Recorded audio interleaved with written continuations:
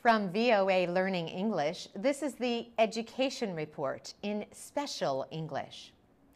Recently, we told you how some medical schools in the United States offer future doctors a way to finish in 3 years instead of 4. Some law schools also offer a way to save a year. People who want to become lawyers traditionally attend 3 years of law school. Like medical students, many law students are deeply in debt by the time they finish their Juris Doctor or JD degree. Those who take out loans borrow an average of around $100,000. Almost all graduates must pass a state bar examination to get a license to practice law. New York University Law School professor Samuel Erstreicher thinks more students should be allowed to take the bar exam after 2 years of classes. This was more common in the past. Supreme Court Justice Benjamin Cardozo and President Franklin Roosevelt both took the bar exam after 2 years. Professor Erstreicher also suggests a more professional instead of a more academic program of study. Learning more about professional skills, he says, would better prepare a lawyer to serve the needs of average Americans. Some law schools offer a choice of a 2- or 3-year program. In 2009, Northwestern University School of Law in Chicago became the country's first top law school to add an accelerated program. Accelerated students at Northwestern have to learn the same material and pay the same price as 3-year students. Some lawyers argue against accelerated programs. They question whether many law firms would want to hire lawyers without that 3rd year of law school. For VOA Learning English, I'm Carolyn Pursuit. From VOA Learning English, this is the Education Report. Outdoors in the open air seems like a natural place to study natural science. It also makes sense in a place like Southern California, where people like to be outside a lot. Now, the Natural History Museum of Los Angeles County has redesigned an outdoor space into a living exhibit. The 1.5 hectare area used to include a parking lot. Now it welcomes birds, butterflies, and many other living things. Teacher Eva Eng has visited the museum's outdoor campus with her students. She says they enjoyed the experience. The children were learning about plant science in school. Museum scientists come outside to describe plants and insects in the natural setting of this outdoor laboratory. Greg Pauley studies turtles. He tells students how urban development has changed the habitat of turtles like the western pond turtle. He says these animals are happiest around small bodies of water that grow and shrink with the seasons. Today, with development, there is much more permanent water, like the pond at the Natural History Museum itself. The scientist says the changing habitat is one reason why western pond turtles are disappearing. In addition to science lessons, the open-air exhibit provides contact with nature in a way that city children rarely get. Landscape architect Mia Lair says children can get real-life answers to questions they may have. Outdoor classrooms help students understand how the natural world is interconnected and how living things need habitat to survive. Museum official Karen Wise says the whole museum is opening up to an indoor-outdoor experience. For VOA Learning English, I'm Laurel. This is the VOA Special English Education Report. Professors have lectured for centuries. But how effective is lecturing to students compared to working with them? A new study compared 2 classes of a beginning physics course at the University of British Columbia in Canada. There were more than 260 students in each section. Both were taught by popular and experienced professors. The study took place for 1 week near the end of the year. One class continued to be taught in the traditional lecture style. The other professor was replaced by 2 teachers. They had little teaching experience, but received training in interactive teaching methods. The training was led by Carl Wyman, a Nobel Prize-winning physicist who leads a science education program. There was almost no lecturing. The teachers put the students in small groups to discuss and answer questions. The instructors always gave feedback after the groups did tasks, and they gave readings and quizzes to finish before class so the students would come prepared to discuss the material. Professor Wyman says there was a great deal of data showing how identical these 2 large sections of the class were before the study. At the end of the experiment, both classes took the same test. Students in the interactive class scored nearly twice as high as those in the traditional class. Attendance also increased that week. Graduate student Ellen Chelou was one of the teachers. She says the methods they used are designed to encourage students to think like scientists. The study appeared in May in the journal Science. It seems to confirm earlier findings about lecturing to large classes. But some experts have criticized the way the study was done. Both of the researchers who taught the class, Ms. Chelou and Louis Delaurier, were also authors of the study. This could raise questions about whether their involvement might have influenced the results.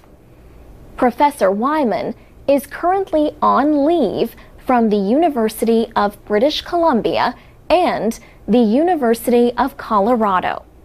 He is the Associate Director for Science in the White House Office of Science and Technology Policy.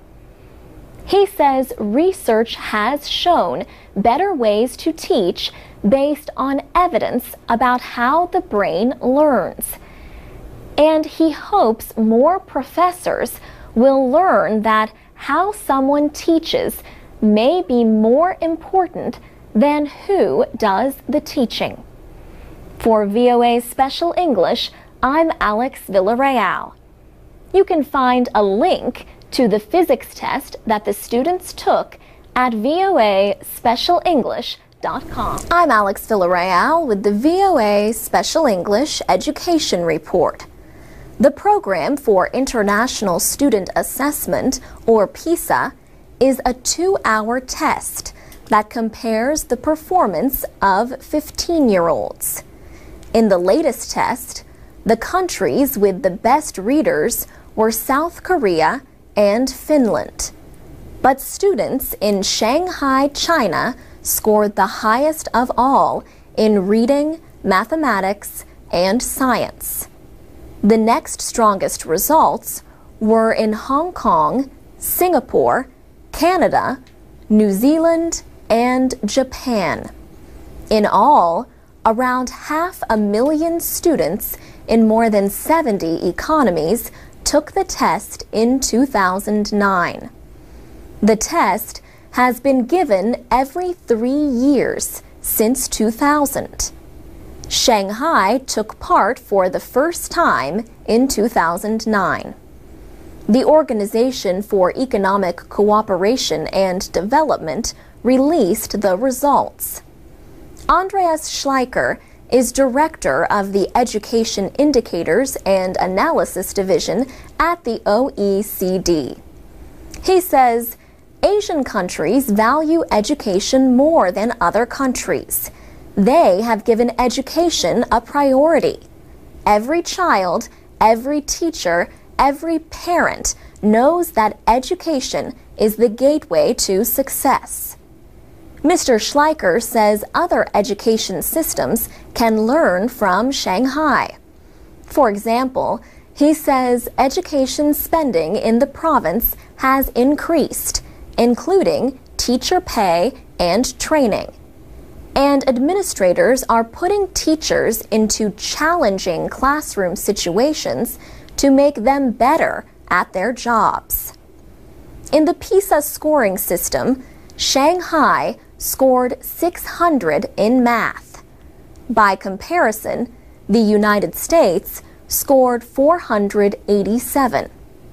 Shanghai's reading average was 556.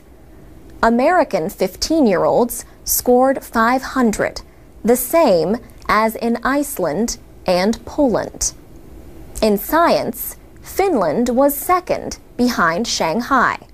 The United States was 23rd. Education Secretary Arne Duncan says the results show an urgent need for Americans to do more to remain competitive in the world economy.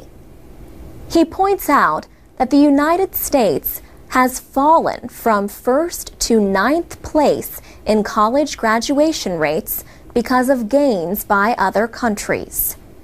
Mr. Schleicher says international testing experts have investigated and confirmed the Shanghai scores. He says the PISA results are not representative of all of China. But he also says they dispute the common belief that Chinese education is centered on repetition and memorization. 25% of the Shanghai students showed advanced thinking skills to solve difficult math problems. The OECD average was 3%. For VOA Special English, I'm Alex Villarreal. This is the VOA Special English Education Report. Public schools in the United States have to be neutral about religion, even though they close for holidays like Christmas. The Constitution separates religion from government. Researcher Charles Haynes explains what it says. He says, Congress shall make no law respecting an establishment of religion or prohibiting the free exercise thereof.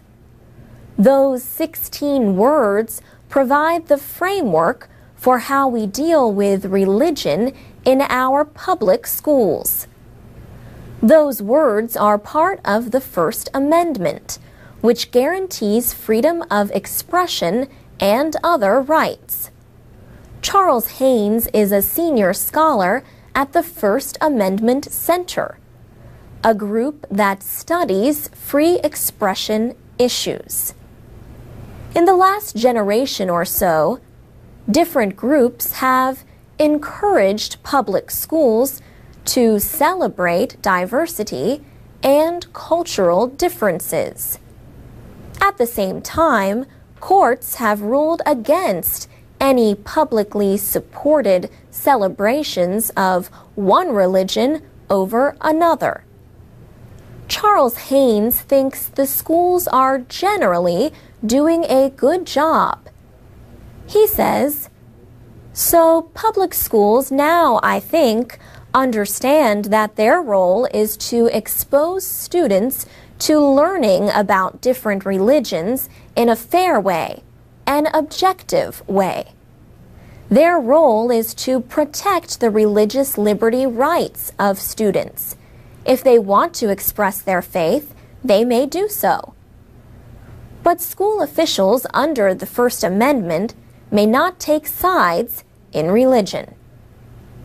Holly Jones teaches 6-year-olds at a public school in Loudoun County, Virginia.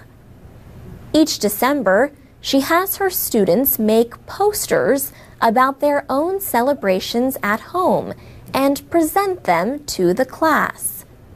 The posters are discussed and then shown on the walls at the school. Ms. Jones says, "Some students will do Hanukkah, some Kwanzaa, some Christmas. Some we've had in the past do the Chinese New Year." Some children come from families with more than one religion. Holly Jones says the children always ask lots of questions about the traditions of other families. She says this gives them an understanding about how different and diverse the students are. And Charles Haynes says that is one of the purposes of public education in America. And that's the VOA Special English Education Report, written by Nancy Steinbach. You can find transcripts and podcasts of our reports, and you can post comments at voaspecialenglish.com. And you can find us on Twitter and YouTube at VOA Learning English. This is the VOA Special English Education Report. More than 600 delegates recently met in Burkina Faso to discuss education in Africa. The aim is to find ways to support economic growth by improving education and job training programs. The delegates included education ministers and representatives of civil society, business, labor, and youth groups. The meeting, held every 3 years, is known as the Triennial. Alan Beal-Kataria is Executive Secretary of the Association for the Development of Education in Africa. His group organized the week-long conference. He says there is a missing link between education and employment in Africa. For example, schools need to improve technical training for students who do not continue to secondary education. Mr. Beal-Kataria says educational programs need to be reshaped to better fit the needs of employers. He says this is already happening in some countries, including Tunisia, where the association is based. For instance, where they have to train engineers, there is a lot of discussion between the schools and the companies in order to know the demands of the company, to take them into account in the curriculum and even in the management of the schools. In Mali, an association of artisans is working to improve the skills of mechanics, woodworkers, and tradesmen. That association has also helped workers and companies to win government contracts. Several West African countries are working together to develop a network of trade and vocational schools. The idea is based in part on a successful example developed by Nigeria. Mr. Biel Kataria says educators are working to connect government-run school systems with other groups that are helping educate students. These include non-governmental organizations, community literacy centers, and faith-based groups. Among these groups are Islamic schools or madrasas that are expanding what they teach. Another subject for the conference was peace education. The idea grew out of the violence in Kenya related to elections in 2007. The idea of peace education has since spread to countries including Rwanda, Somalia, Ivory Coast, Sierra Leone, and Liberia. New technology offers a way for Africans living elsewhere in the world, the African diaspora, to aid development in their home country.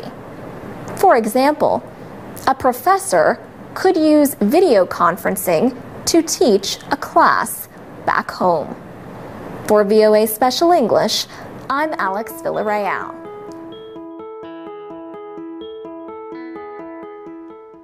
From VOA Learning English, this is the Education Report.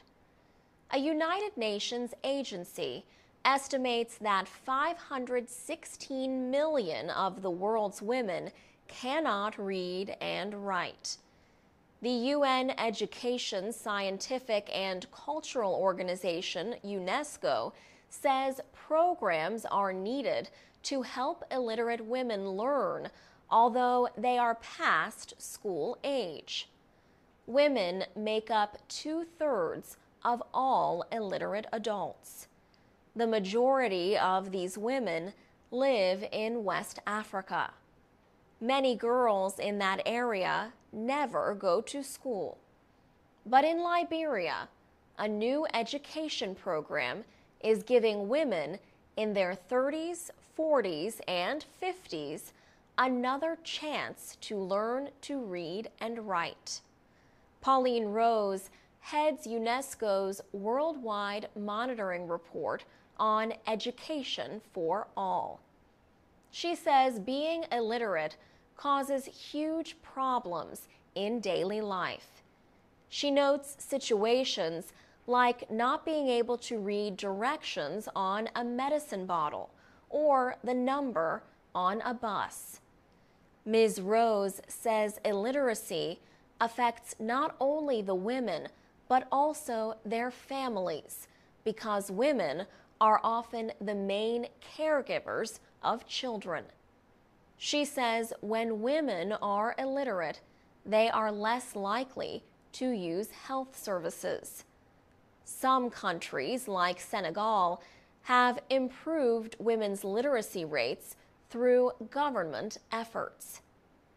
They tell more girls in primary school and community programs about the importance of education.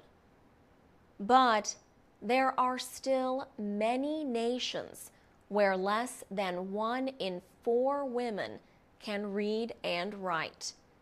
They include Niger, Benin, Mali, and Burkina Faso.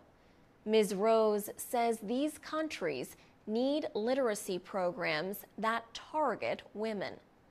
Liberia, for example, has launched a second chance literacy campaign to teach women. Liberia's Ministry of Education says 5,000 women currently study in adult literacy programs across the country. For VOA Learning English, I'm Alex Villarreal.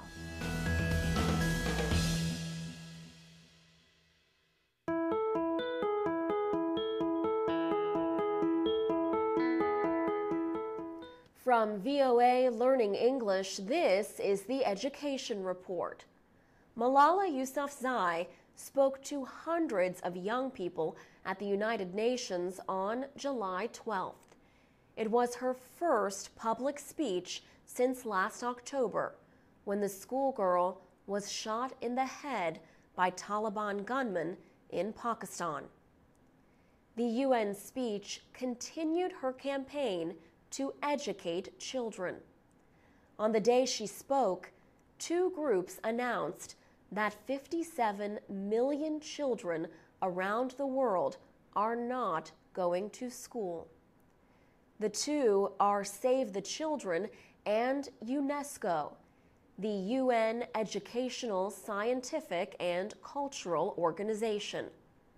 A little more than half of those who are not going to school are girls. In September of 2012, UN Secretary General Ban Ki-moon announced a program to get every boy and girl into school by 2015. Malala Yousafzai believes the goal is possible. In her words, one child, one teacher, one book, and one pen can change the world. Sheza Shahid is the executive director of a new program called the Malala Fund. She says the 16-year-old is a true spokesperson and warrior for girls' rights. The Malala Fund was created to support the voices calling for girls' education. The actress Angelina Jolie has donated $250,000 to the fund. A group called Women in the World donated $150,000. The first children served by the fund are 40 girls in Malala's hometown in the Swat Valley of Pakistan. These girls, aged 5 to 12, had been working. Sheza Shahid says the girls have now stopped working and are going to school. Malala Yousafzai is now going to school in England, but she talks to the girls in the Swat Valley through the computer software program Skype. Girls are also urged to tell their own stories online at malalafund.org. For VOA Learning English, I'm Alex Villarreal.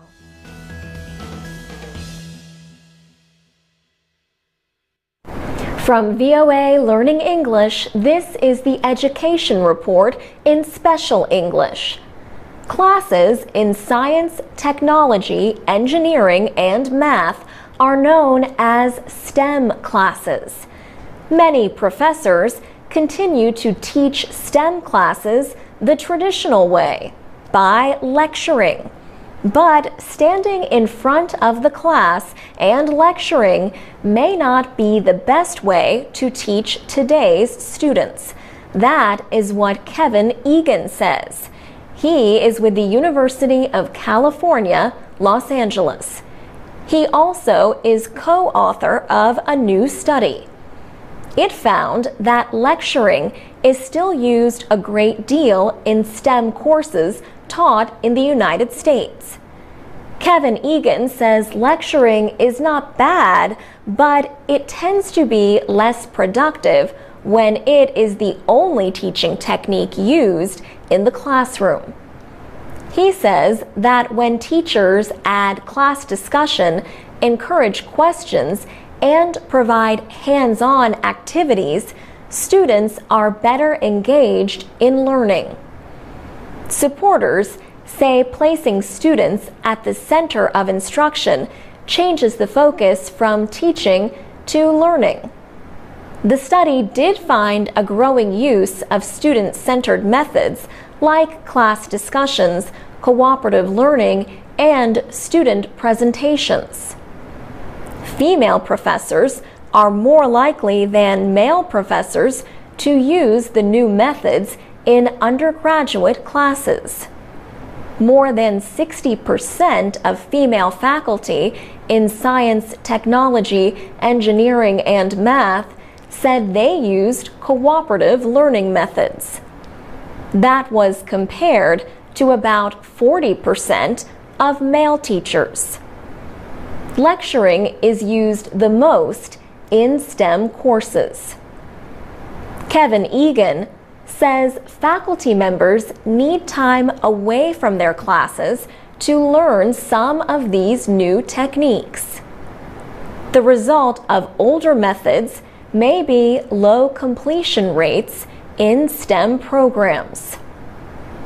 The Chronicle of Higher Education noted that less than 40% of students who seek a degree in one of these subjects actually graduate with one.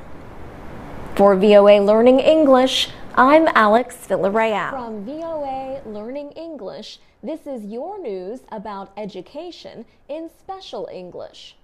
Medical schools in the United States traditionally require 4 years of study. Now, a small number of universities are offering 3-year programs. Finishing medical school in 3 years means new doctors could begin their careers sooner. The reduction of a year could also save up to 25% of the cost. That would decrease heavy student loan debts for some students who borrow money to pay for their education. Schools offering 3-year programs include the Texas Tech University Health Sciences Center and Mercer University in Georgia. New York University in Manhattan is also testing a 3-year program. At NYU, 10% of the nearly 200 students who entered the School of Medicine last fall were chosen for the new program. Students can change to the 4-year program if the faster one is too difficult or too much pressure. Arthur Kaplan is a bioethicist. He leads the Division of Medical Ethics at NYU. He says the current system of American medical education dates back to the early 20th century. An American doctor named Simon Flexner studied the German model of medical education. The Germans divided it into 2 years of science and 2 years of supervised clinical work with patients. American medical schools copied the model. But Arthur Kaplan says today, medical students should be spending less time in the classroom and more time gaining experience in modern medicine. After medical school, most new doctors spend at least 3 years working in residencies in hospitals. Further training for specialty areas can take much longer. For VOA Learning English, I'm Alex Villarreal.